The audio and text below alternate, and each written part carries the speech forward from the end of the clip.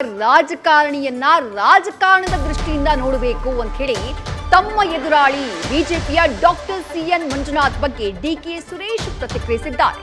ಮಂಜುನಾಥ್ ದೇವೇಗೌಡರ ಕುಟುಂಬದ ಮತ್ತೊಂದು ಭಾಗ.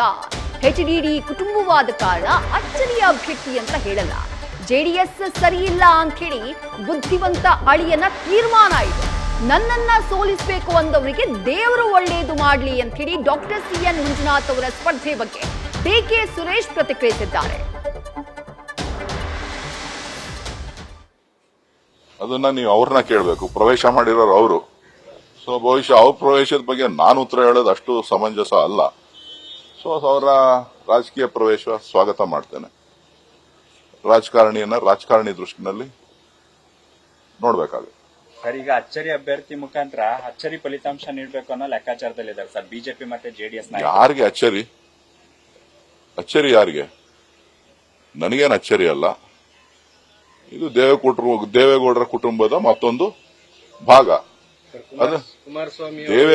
ದೇವೇಗೌಡರ ಕುಟುಂಬದ ಭಾಗ.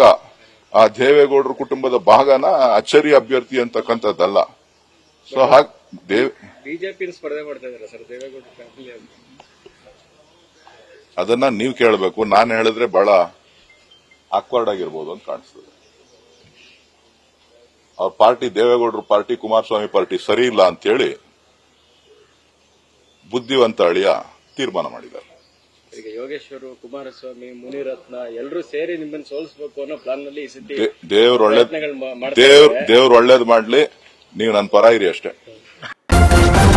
ನ್ಯೂಸ್ ಫಸ್ಟ್ ನಿರ್ಭೀತಿಯಿಂದ ನಿಮ್ಮ ಪರವಾಗಿ.